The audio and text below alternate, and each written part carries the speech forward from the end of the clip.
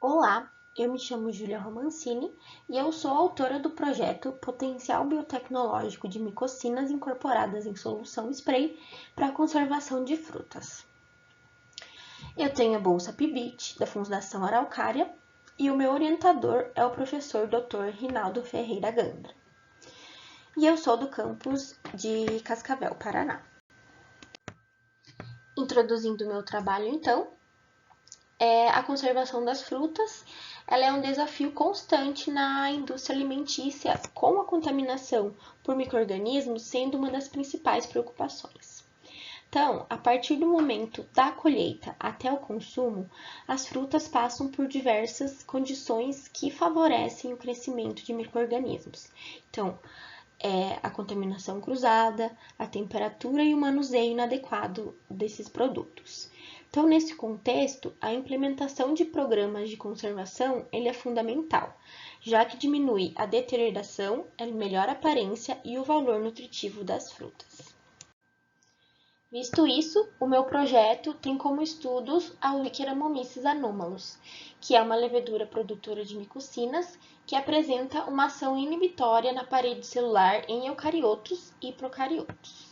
As micocinas, então, possuem uma alta atividade antimicrobiana, incluindo leveduras, fungos e bactérias, e por isso elas possuem um grande potencial biotecnológico.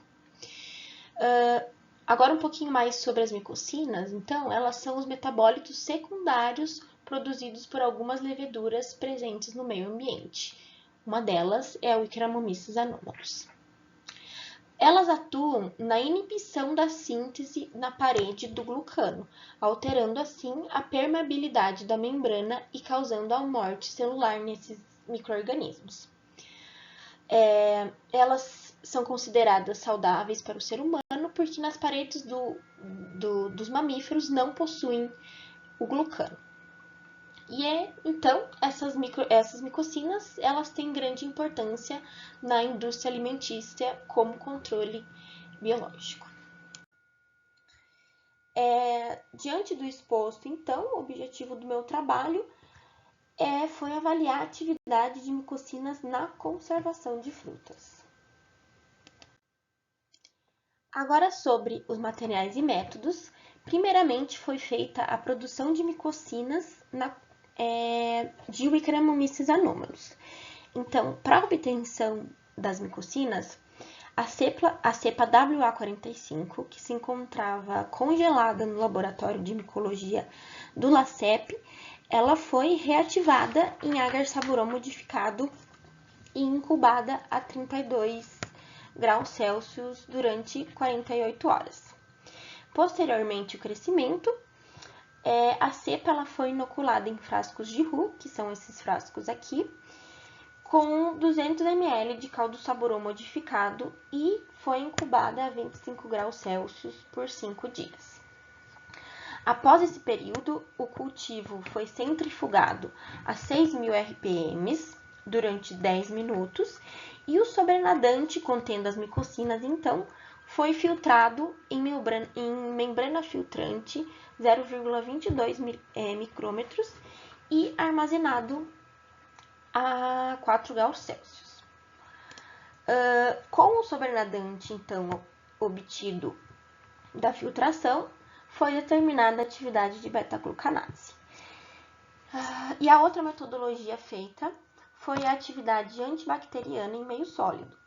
Para a realização desse teste, então, foram utilizadas placas de Petri divididas e esterilizadas.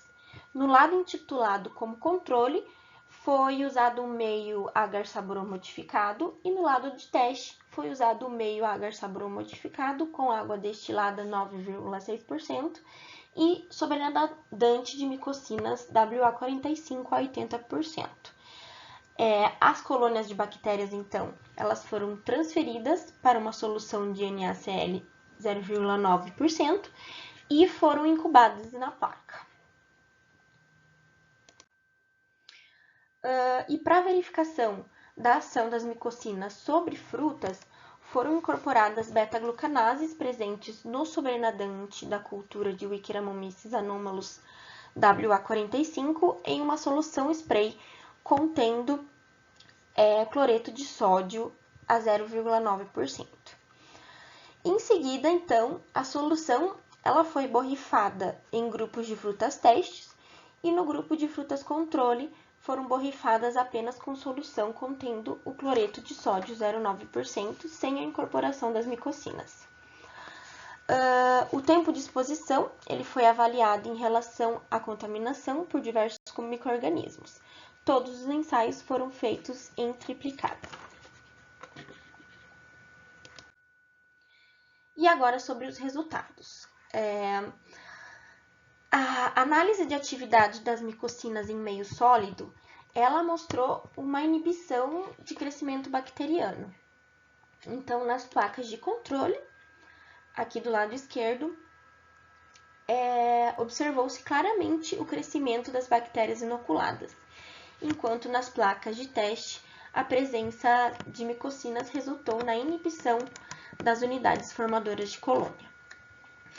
Aqui temos os resultados obtidos na determinação da beta-glucanálise, da atividade da beta-glucanálise, que foi determinada pela divisão do valor da atividade enzimática pela atividade da proteína, que resultou numa atividade específica de beta-glucanase de 0,1%. Esse valor ele não foi muito alto comparado com outros estudos, mas mesmo assim ele foi capaz de inibir bastante o crescimento bacteriano. E agora, sobre a ação das micocinas aplicadas em frutas, podemos observar então que foi eficaz na inibição do crescimento de micro-organismos. Bom, então no grupo de frutas testes, que foram os tratados com micocina, apresentou um tempo de crescimento fúngico, principalmente, significativamente menor em comparação ao grupo controle. Então, teve uma diferença de 3 dias para os morangos e uma diferença de 4 dias para os mamões. Então, veja bem, os dias eles foram contados a partir do momento em que o grupo de frutas controle apresentou os primeiros sinais de deteriorização e presença de frutas. Então, quando apareceu os primeiros sinais de deteriorização do controle, foram contados os dias até aparecer os primeiros sinais de deteriorização e presença de fungo nas frutas testes. Também foi possível observar que nos mamões, o tratamento com a solução de micocina, ela retardou o processo de maturação. Nessa imagem, por exemplo, temos 2 semanas. A foto foi feita com 2 semanas e está claramente o grupo controle mais fungado e deteriorado do que o grupo tratado com micocinas.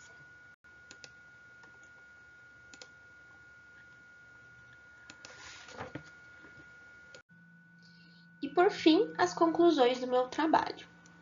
Então, os resultados obtidos nos testes, eles demonstraram o potencial das micocinas como agentes de inibição do crescimento microbiano. Esses resultados indicam que essas substâncias possuem grande potencial como conservante natural e de baixa toxicidade. As micocinas, então, elas são uma alternativa natural aos conservantes sintéticos, com menos impacto ambiental e menor risco à saúde, demonstrando ser eficazes na inibição do crescimento de micro-organismos e prolongando a vida útil das frutas. E sobre as perspectivas futuras, os resultados promissores desse estudo, ele abrem caminho para futuras pesquisas e aplicações das micocinas na indústria alimentícia. Muito obrigada pela atenção.